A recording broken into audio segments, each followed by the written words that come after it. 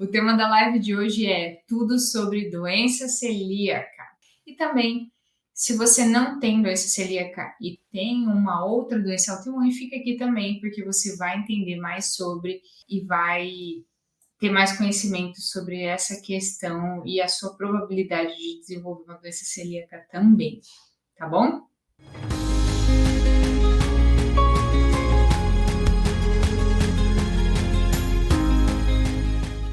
Seja muito bem-vindo, muito bem-vinda a mais um Autoimunidade em Foco. Meu nome é Carla Israel, sou nutricionista integrativa e aqui nesse canal nós discutimos estratégias que vão ajudar você que tem algum problema autoimune a inativar, a silenciar os seus sintomas de forma definitiva em até 100% sem tomar remédio.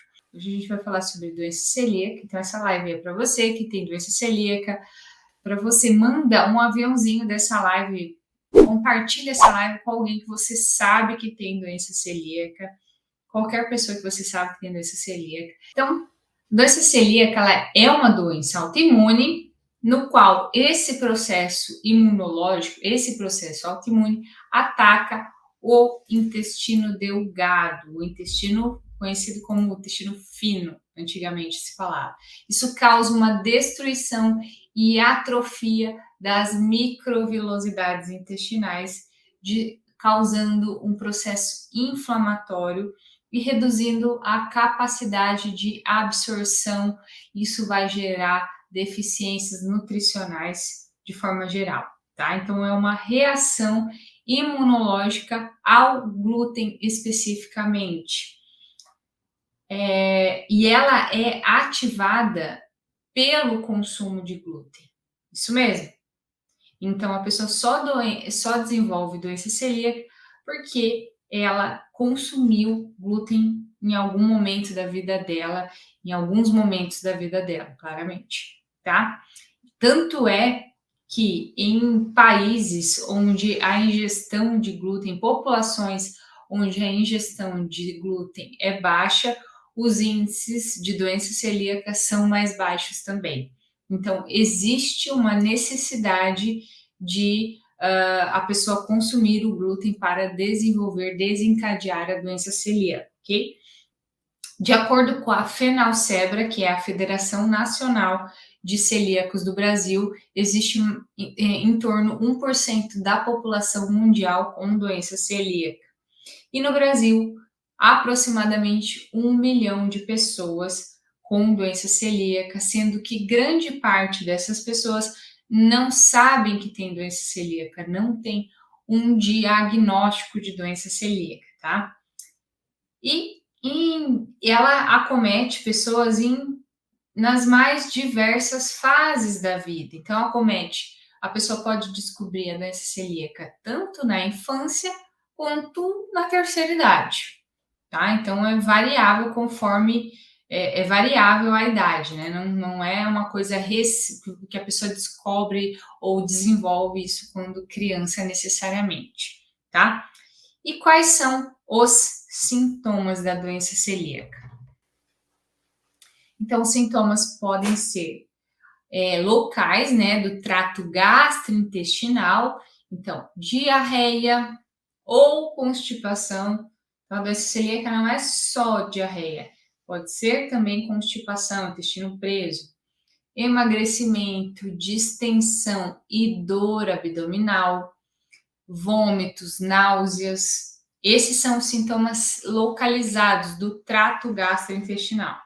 Mas também a pessoa pode ter sintomas extragastrointestinais, como cansaço, anemia por deficiência de ferro, aftas, osteopenia, que é a perda da densidade óssea que antecede uma osteoporose, né? Então já existe uma perda de densidade óssea, dermatites, dor de cabeça, enxaqueca prevalente sem causa, perda da sensibilidade de mãos e pés, dores articulares. Então, muitos são sintomas de uma doença celíaca e elas não estão necessariamente recusas ao trato gastrointestinal, ou seja, não é só gases, estufamento, diarreia, emagrecimento que caracteriza uma doença celíaca, tá?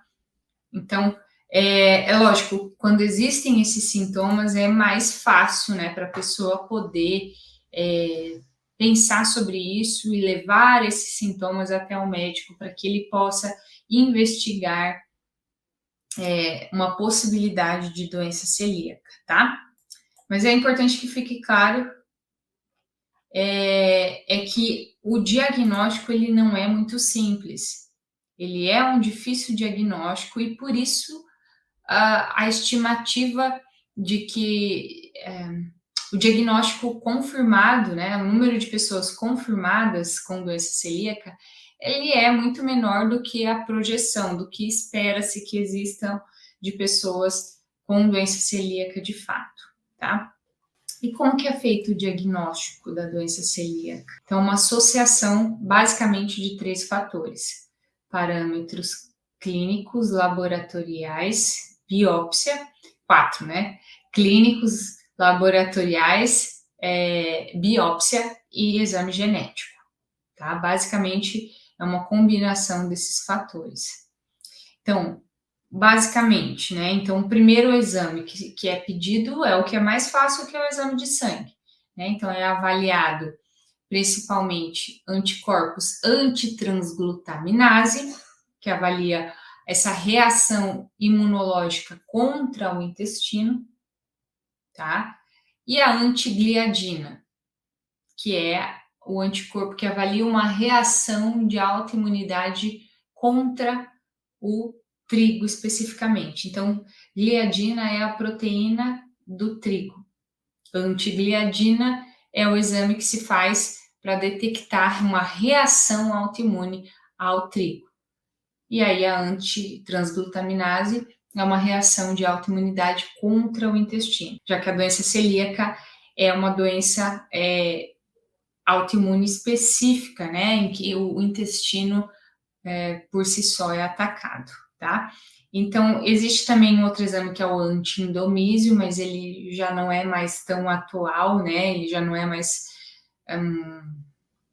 tão solicitado assim, tá? Então, basicamente, exames de sangue, antigliadina, antitransglutaminase, tanto IgA quanto IgG. Mas não quer dizer que uma pessoa com doença celíaca tenha que ter esses 2 anticorpos positivados. E nem que o fato de ter esses anticorpos positivados fazem com que a pessoa tenha um diagnóstico de doença celíaca, tá? Então, são parâmetros combinados. O segundo é a própria biópsia de intestino. Então, é feita uma endoscopia, né? Essa endoscopia vai um pouco mais para frente atravessa um pouco o estômago e chega até o intestino delgado, que é o intestino fino, e aí o endoscopista, né, o médico especialista ali, vai avaliar características morfológicas, características de imagem que são característicos de quem tem uma doença celíaca. E aí ele vai colocar lá no laudo provável doença celíaca, enfim, ele vai colocar ali o que ele encontrou nesse exame de imagem, tá? E aí o terceiro é associação com exame genético. Então é avaliado ali o HLA-DQ8 e o HLA-DQ2, que mostra que a pessoa tem uma propensão genética para a doença celíaca, né? Então o fato da pessoa ter uma propensão genética para a doença celíaca, junto com esses parâmetros laboratoriais, sinais e sintomas, e também biópsia, junto com isso fecha-se o diagnóstico de doença celíaca. Mas como eu disse, não necessariamente a pessoa tem que ter todos esses fatores, todos esses exames positivados para se ter um diagnóstico comprovado de doença celíaca. Então, por isso que eu disse que é difícil para o médico, tá, gente, fazer esse diagnóstico. Não é um diagnóstico simples de ser feito. E também, né, muitos médicos acabam não investigando isso da forma que deveria ser investigado também, tá? Aí, na minha forma de ver, certo? Então, esses são os exames que são solicitados para investigar uma doença celíaca, tá? E qual que é o tratamento, né? O principal tratamento, diferente de outras doenças autoimunes, não existe um tratamento medicamentoso, né? Não existe um tratamento que a medicina convencional coloque para você como um medicamento para você tomar e você iria controlar a doença celíaca através desses medicamentos. E sim, o tratamento se baseia justamente na exclusão do glúten. Não tem como. Nesse caso, a medicina convencional mesmo, né, o médico gastroenterologista que fez o seu diagnóstico já vai falar, o seu tratamento é excluir o glúten. Porque você está tendo um processo imunológico que está atacando o seu intestino, está destruindo as vilosidades intestinais. Então, diferente das outras doenças autoimunes, então o intestino é como se fosse, ele tivesse em cerdas, tá? Cerdas. Vamos pensar que cada dedo meu é uma cerda, como se fossem cílios, escova de dente. Nas doenças autoimunes de forma geral, o que o glúten faz com o intestino de qualquer pessoa? Ele destrói as junções entre uma célula e outra. Então, é como se aqui tivessem costuras que unem uma célula intestinal e outra, que faz com que essas células fiquem bem juntinhas, né? Bem grudadinhas. Quando isso não acontece, o glúten ajuda a cavar esses buracos. Beleza, isso vocês já me ouvem falar aqui constantemente. Mas qual que é a diferença da doença celíaca para as outras autoimunes? Ele não só destrói essas tight junctions, essas junções intestinais. A doença celíaca, a grande diferença quando se olha um exame de imagem é que ele destrói as próprias vilosidades intestinais. Então é como se essas cerdas elas fossem podadas. Então é o que a gente chama de um intestino careca. Então no exame de imagem é como se tivesse assim, ó, sei lá, dependendo do dedo vai ficar feio aqui. É como se muitas dessas cerdas fossem podadas. Aí fica uma meio quebrada, uma na metade do tamanho, outras carecas, tá? Então elas achatam essas vilosidades, elas podam as vilosidades intestinais. Então esse é o grande diferencial quando se vê ali num exame de imagem, por exemplo. Né? Muita gente pergunta: dá para ver essas fendas que você fala, intestino, em exame de imagem? Não, não dá para ver. Mas no caso da doença celíaca, esse achatamento das velocidades é possível de se ver no exame de imagem, tá? A permeabilidade intestinal em si, que eu estou sempre falando aqui, não é possível ver, tá bom? Então, o tratamento consiste basicamente em retirar o glúten que está presente no trigo, no centeio e na cevada. A cevada também, ela dá origem ao malte, que é uma substância que é produzida através da fermentação. Então, o malte, tem gente que fala, você não fala do malte. O malte, ele é feito a partir da cevada, então a partir da fermentação da cevada dá origem ao malte, que é utilizado em cervejas, em chocolate, em biscoito, pode ser utilizado em outros produtos, tá? Então, a principal conduta, o mais básico é a pessoa tirar o glúten da alimentação. E aí, essa exclusão, ela precisa ser realmente radical. Não existe meio termo, não existe evitar o glúten para quem tem doença celíaca. O glúten deve ser excluído radicalmente por quem tem uma doença celíaca. Não existe dieta de exclusão e reintrodução. Quem tem doença celíaca não come, pronto e acabou. Infelizmente, não tem meio termo, tá?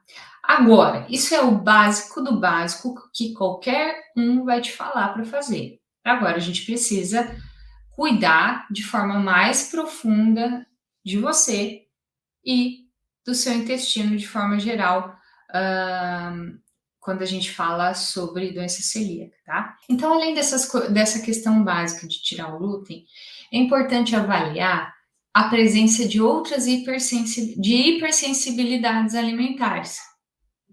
Hipersensibilidades alimentares é o que talvez a maioria de vocês nomeiam como intolerância alimentar, tá? Mas o nome correto é hipersensibilidade, que é uma resposta imunológica também contra um determinado alimento. E pode ser contra qualquer alimento. Alimentos considerados bons e alimentos considerados não tão bons assim. Mas você pode ter uma hipersensibilidade alimentar a ovo, a, sei lá, batata doce, a mamão. Existem muitas possibilidades de hipersensibilidades alimentares. Então, quanto pior tiver o intestino da pessoa, maior a chance dela ter um número grande de hipersensibilidade alimentar. E isso é muito comum quando a gente vê pessoas com doenças celíacas. Ela exclui glúten, mas mesmo assim não melhora tão significativamente dos sintomas. Por quê? Porque ela tem hipersensibilidades a outros alimentos, não somente à proteína do glúten, não somente ao glúten, que está presente no trigo, no centeio, na cevada. Então, e como que a gente avalia isso? Tá? A gente pode fazer tanto um teste de um período de exclusão de uma certa gama de alimentos, com um teste posterior de reintrodução, avaliando os sintomas, e também existem exames em que é possível avaliar essas hipersensibilidades alimentares. São exames que têm um custo elevado, né? Que você retira o seu sangue e avalia ali 210, 220 alimentos. Então, você consegue ver se você tem uma hipersensibilidade grave, moderada ou baixa contra esses mais de 200 alimentos, tá? Então, por exemplo, eu já peguei exame de pessoas com doença celíaca que fizeram esse exame de hipersensibilidade e deu assim um resultado muito ruim. O que é um resultado muito ruim? Ela tinha muitas, mas muitas hipersensibilidades. Então, foi um desafio para a pessoa, foi um desafio para mim montar um plano alimentar para essa pessoa, com um desafio muito grande para a pessoa seguir um plano alimentar com tantas restrições. Mas quando eu falo restrição, é muita mesmo, nem que você nem consegue imaginar. Enfim, mas isso acontece, é uma coisa que está muito atrelada à doença celíaca. E a gente vê que as pessoas com doença celíaca muitas vezes têm muitos sintomas ainda, principalmente gastrointestinais. Por quê? Porque esse intestino está muito destruído pelo processo autoimune, principalmente pelo processo autoimune específico doença celíaca. Isso vai destruir ainda mais o intestino dela, mais do que qualquer outra autoimune, e isso favorece essas hipersensibilidades alimentares. Então, a pessoa começa a se ver com mais restrições alimentares, começa a se ter aquela sensação de que tudo faz mal para ela.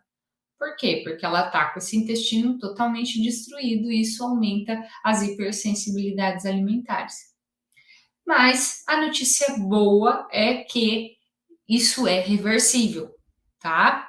Essas hipersensibilidades alimentares não necessariamente elas são para a vida toda, tá? Então elas podem ser revertidas excluindo-se temporariamente esses alimentos e depois testando gradativamente a reação do indivíduo a esses alimentos que excluiu. Então, isso pode ser feito de maneira exame bioquímico, mas também pode ser feito por um período X, com alimentos X que o profissional diz ali para você excluir, que tenha a maior probabilidade de causar esses sintomas, tá? Então, é importante avaliar a presença de outras hipersensibilidades alimentares que não somente o glúten, tá? E aí, junto a isso, obviamente, a gente precisa cuidar desse intestino, já que na doença celíaca especificamente, esse intestino é o principal órgão que está sendo atacado. Então, a gente precisa cuidar desse intestino. Além de retirar o que agride, é fundamental colocar o que repara, o que vai ajudar na reconstrução desse intestino. Por quê? Eu falo sempre isso para os meus alunos, né? Quem é meu aluno já está me acostumado a me ouvir falar. Quem é aluno MPR, coloca aí, eu sou MPR, para eu saber quem está me assistindo. Quem é meu aluno já está me acostumado a ouvir que eu falo. De nada adianta você tirar alimentos ruins com glúten, trocar alimentos ruins com glúten por alimentos ruins sem glúten. E a doença, e as pessoas com doença celíaca, elas fazem muito isso. Recebeu o diagnóstico e acha que é só tirar o glúten. Aí vai na lojinha de produtos naturais e enche a sua sacolinha de bolachinha, de pão, de macarrão sem glúten. Mas o que esse alimento está trazendo de bom para o seu corpo? Ele não contém glúten, mas o que ele está trazendo de bom? E isso é bem comum na pessoa com doença celíaca. Aí ela se vê, nossa, eu não posso comer glúten. Aí ela vai e compra um monte de bolacha, pão, macarrão, farináceo, baseado em farinha de arroz, baseado em amido de milho, enfim, o que for, baseado em farinha. Beleza, farinha sem glúten. Mas de que forma isso está contribuindo para a recuperação do seu intestino? Não está contribuindo em nada. Você não está ingerindo glúten, mas você não está contribuindo para o restabelecimento da saúde intestinal. Então, tem algumas marcas que são bem específicas para esse público. Uma da embalagem amarela, por exemplo, ela é bem específica. Então, ela faz bolacha recheada, faz bolacha de água e sal, faz um monte de bolo, isso e aquilo, sem glúten. Mas o que tem no lugar do glúten? Um monte de coisa que não serve para nada. Entendam? Então, esse é um erro muito grande que uma pessoa com doença celíaca comete, né? É trocar produtos ruins com glúten por produtos ruins sem glúten. E isso não contribui para a restauração da destruição que o glúten fez no seu intestino durante ao longo da sua vida, até você ter esse diagnóstico. Tá? Então é bem importante mudar esse conceito alimentar, porque senão não vai. Pode ser que você fique bem um tempo, mas eu acredito que lá na frente isso vai fazer a diferença e eu vejo isso na minha prática. Que essa restrição não vai fazer a diferença no médio e longo prazo. Se você encher o seu carrinho de produtinho sem glúten, com selo de sem glúten, tá? Porque isso não vai contribuir pelo seu intestino, pelo contrário. Aditivos, um monte de farinha refinada vai contribuir ainda mais para a destruição do seu intestino. De uma outra forma que o glúten, que não está mais presente, vai fazer. Mas ainda assim, existem uma infinidade de substâncias que vão agredir o seu intestino, tá? Então, se não tratar o intestino, a tendência é você ficar com um número grande de hipersensibilidades alimentares ao longo do tempo, tá? Então, tem que tratar esse intestino. Tá, o que mais que a gente pode utilizar para otimizar o intestino? Então, glutamina é um suplemento interessante para intestino, né? É o que todo mundo fala e é realmente muito bom. Então, suplementação de glutamina é bem interessante de ser utilizado para quem tem doença celíaca. 5, 10 gramas é uma dose interessante de ser utilizada. Você não vai usar próximo a refeições, você vai usar longe de refeições, tá? Então, antes de dormir ou acordar em jejum é um bom momento para você usar a glutamina. A própria vitamina D tem uma ação intestinal e imunológica super interessante, né? Então, vitamina D também é interessante, é altamente recomendado, já que tem mais de 80 funções no organismo, funções relacionadas ao intestino e funções também relacionadas ao sistema imunológico, tá? E vamos colocar aí que um outro suplemento que pode ser utilizado é o ômega 3. Também tem uma ação interessante a nível intestinal e a nível inflamatório, tá?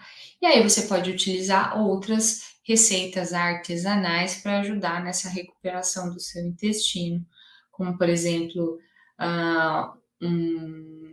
um caldo de osso que você pode fazer de forma artesanal, ou até mesmo comprar em pó, ou comprar pronto o caldo de osso, que vai ser uma receita interessante artesanal. A biomassa de banana verde também é interessante para o seu intestino, tá?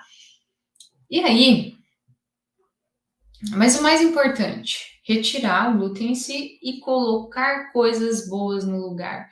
Comer fibra, comer salada, comer fruta, isso vai ser vai te fornecer um importante teor de fibras pré-bióticas que vão agir aí como alimento para os probióticos, que são as bactérias que estão no seu intestino, tá bom? Uma outra coisa bem importante de ser feita é o cuidado com a contaminação cruzada. Então, isso é bem importante de ser feito para quem tem doença celíaca, tá? E aí aqui é variável. Tem pessoas com doença celíaca que são muito sensíveis e tem outras que não tanto, né? Então, o que é a contaminação cruzada?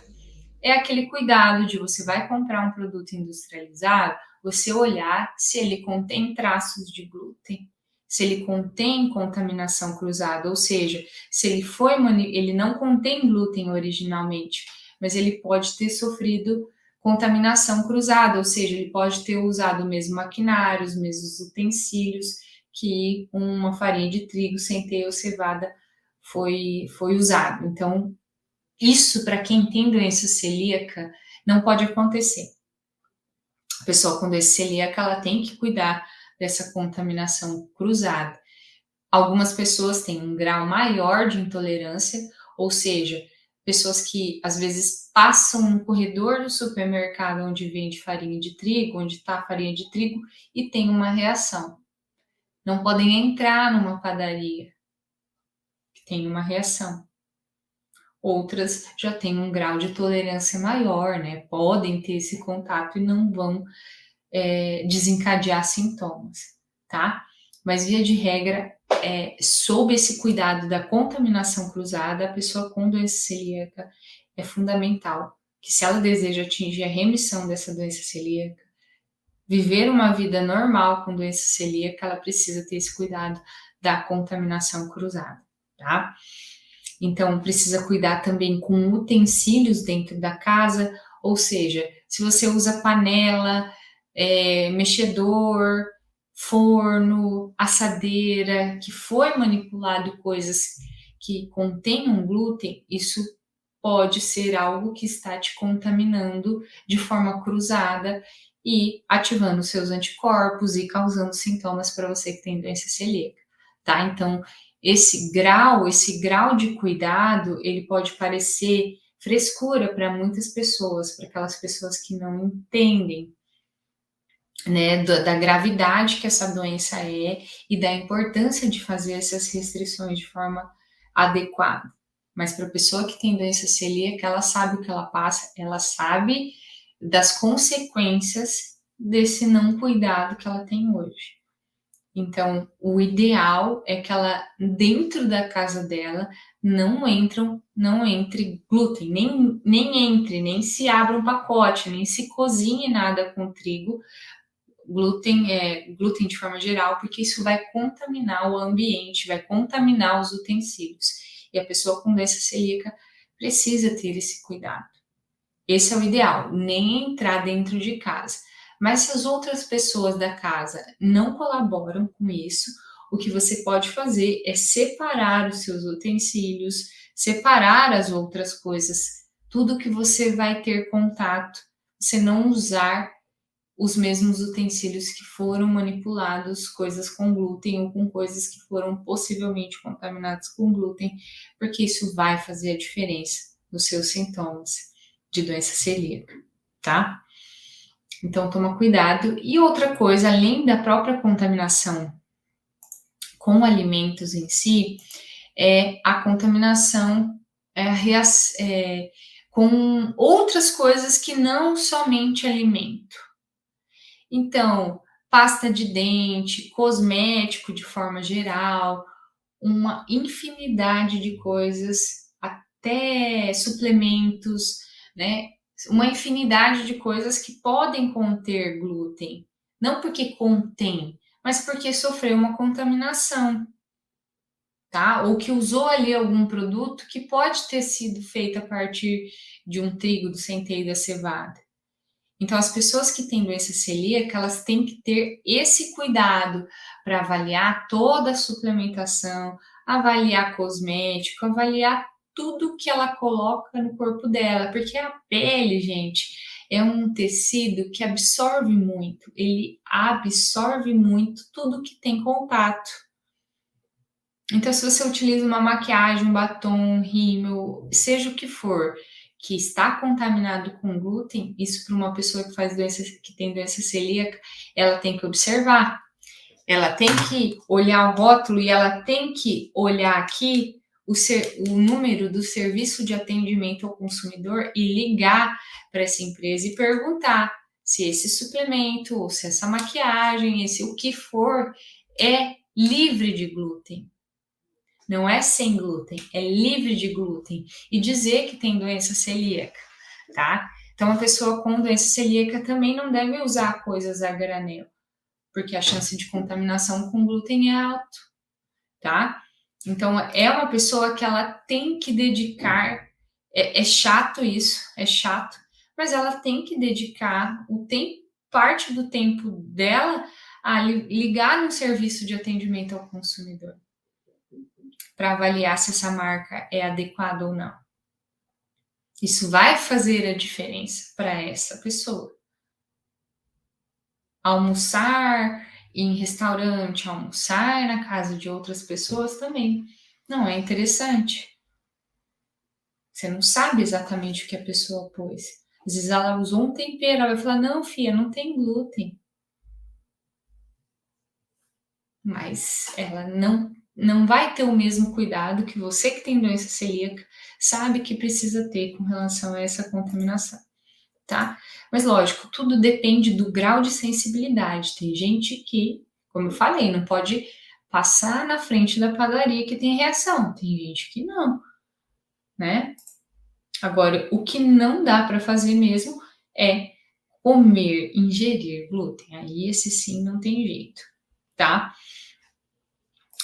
E aí, a gente fala sobre aveia e doença celíaca.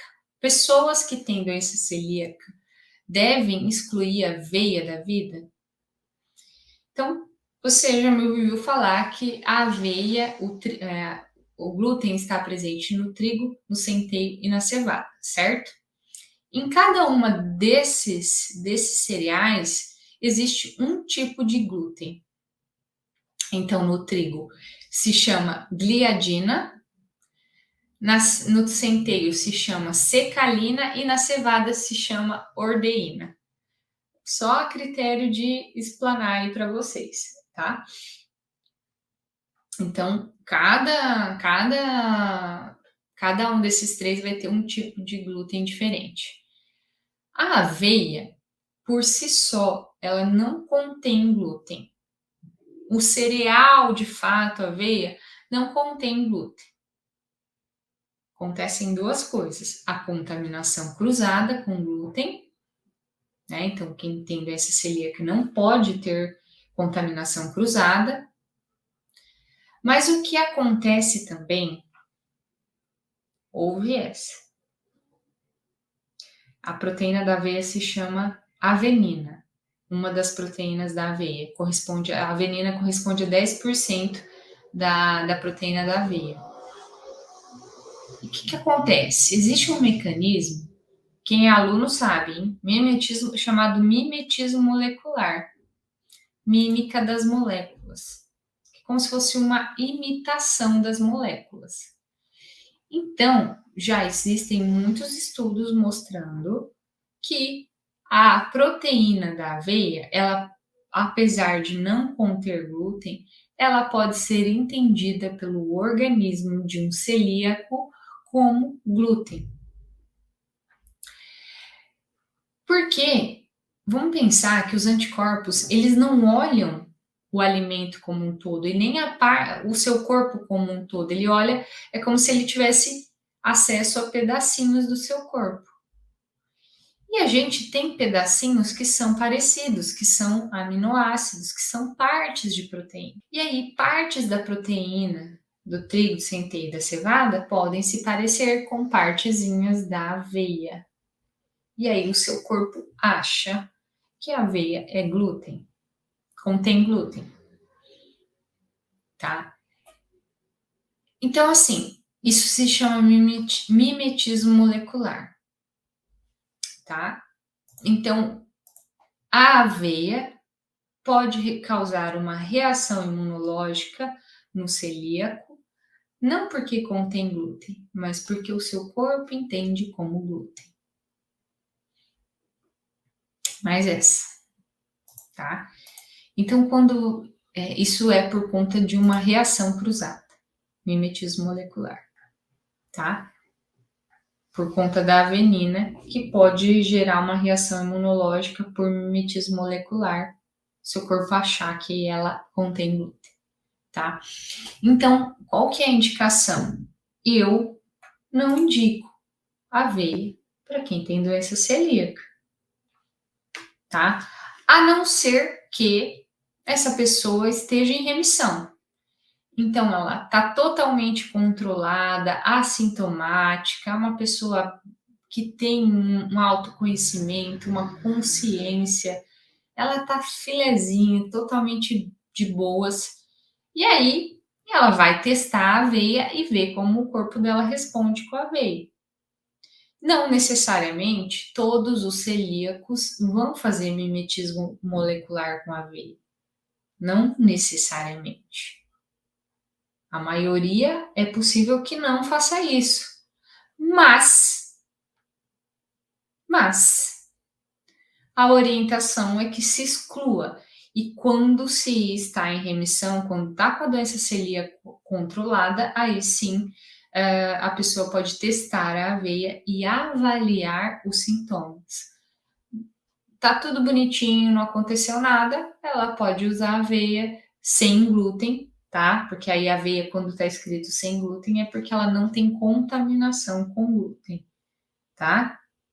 Essa reação imunológica, esse mimetismo molecular, essa confusão que o corpo tem entre identificar o que é glúten, aveia de glúten, isso é independente, isso é da própria aveia. Quando diz na caixinha que não tem glúten, é que não tem contaminação com glúten, tá? Então, mais uma vez, não indico aveia para quem tem doença celíaca em atividade, está totalmente assintomático, porque isso pode sim estar fazendo uma reação cruzada com o glúten e aí os seus anticorpos ficam lá em cima, tá? Agora, tá em remissão, tá controlado, tá assintomático, tá com os anticorpos controlados, beleza, testa a aveia e vê como você vai responder, beleza? É isso. Então, com a aveia é isso. Agora, se a gente for avaliar, não, mas Thales, a aveia não tem um baita de um teor nutricional? Sim, a aveia vai ter um baita de um teor nutricional, mas ela vai ter os contras, tá? Vai ter os contras para quem tem uma doença celíaca, ok? Pode fazer a diferença aí nos seus sintomas. Então, resumindo, pessoal, sobre nosso vídeo de doença celíaca, né? tem que excluir glúten totalmente. É importante você ter um diagnóstico correto, porque é diferente o seu grau de exclusão de glúten se você tem doença celíaca e se você tem uma outra imune qualquer. Os cuidados que você deve ter com uma contaminação cruzada, com cosméticos, enfim, ele é totalmente diferente se você tem uma doença celíaca. Quem tem doença autoimune pode até, depois que tiver controlado, voltar a consumir glúten vez ou outra. Quem tem doença celíaca, não. Não tem meio termo, gente. Não tem jeito, tá?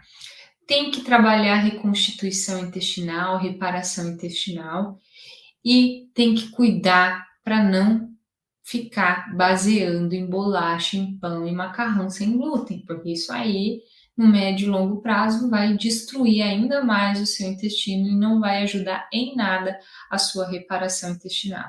Então, é aquela história: descasque mais, desembrulhe menos.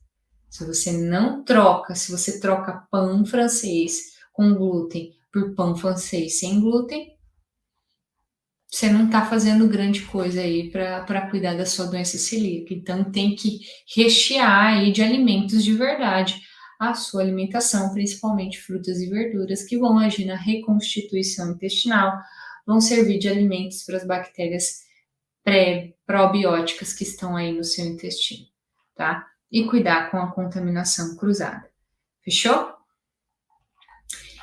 É isso. Então, você que tem doença celíaca e deseja conquistar a remissão e deseja controlar os sintomas, sim, é possível você silenciar a doença celíaca. É possível você viver normalmente no sentido de sintomas tendo uma doença celíaca, tá? Mas você precisa muito mais do que só comprar produtos com embalagem sem glúten. Você precisa pensar no seu todo, né? E cuidar desse todo, principalmente do seu intestino. Cuidar do que você coloca para dentro. Se você basear a sua alimentação em produtos de panificação sem glúten, pode ser que você melhore no começo, mas depois não vai fazer muita diferença e você vai ter cada vez mais restrições alimentares por conta de hipersensibilidades que você tem e por conta de reagir a tudo que você come, tá? Rosana, remissão, os anticorpos ficarão necessariamente negativados? Na doença celíaca, sim, a remissão, esses antiglutaminase, anti-gliadina, eles vão ficar negativados, tá? Pode ser que não na mesma velocidade que os sintomas, né? Às vezes a pessoa melhora os sintomas, mas demora mais para baixar os anticorpos, tá? E aí, uma coisa muito comum que acontece em quem tem doença celíaca é desenvolver uma intolerância à lactose, porque a lactase, que é a enzima que degrada a lactose, ela é produzida nessas vilosidades intestinais. Então, se essas vilosidades intestinais estão destruídas, a pessoa não produz mais a enzima lactase, e aí ela tem piriri quando ingere laticínios. E aí o fato, né, alguém está falando aqui, tem diabetes tipo 1 e celíaca. Sim, né, o fato de você ter uma doença autoimune, te aumenta as chances de ter uma segunda doença autoimune, uma terceira, uma quarta, uma quinta.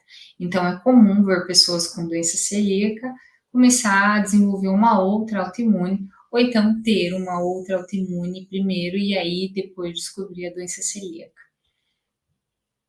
A boa notícia é que ao você agir em uma, você estará agindo em outra também. Fechou?